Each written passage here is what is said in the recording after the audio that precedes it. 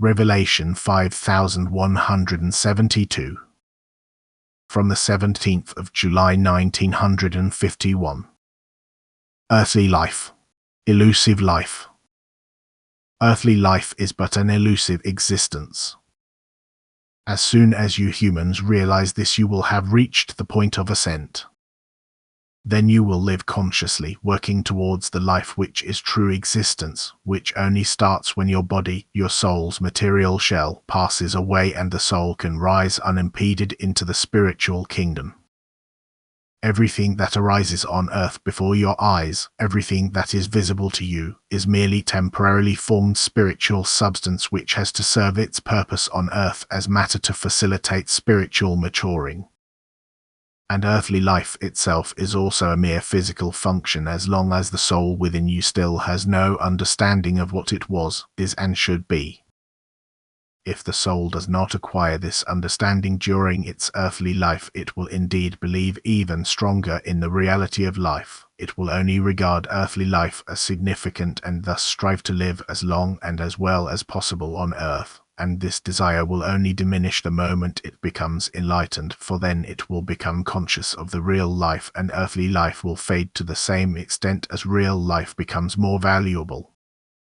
Only then will the soul be able to distinguish between appearance and reality. Only then will it live consciously. It received life to enable it to prove its will during an elusive existence, to enable it to be active during a certain stage of strength, where it can utilize the energy of life in a God-pleasing way, and thereby become entitled in real life to receive an abundance of strength and use it in accordance with God's will. Thus it has to pass a test of life first to demonstrate that it is suitable to receive unlimited strength. For only the utilization of this strength is the actual life, where the soul can be creatively active and also carry out extensive redemption work. If it fails the test of life, if it uses the energy of life at its disposal wrongly, it will forfeit the supply of strength in the true life, which it then would also use wrongly if the soul were to receive an unconditional flow of strength. It must have attained a certain degree of maturity during earthly life, which will then make it a suitable recipient and steward of strength in the spiritual kingdom. And for this it received its earthly existence. Yet this is usually regarded as an end in itself, not as a means to an end, and is therefore also used wrongly.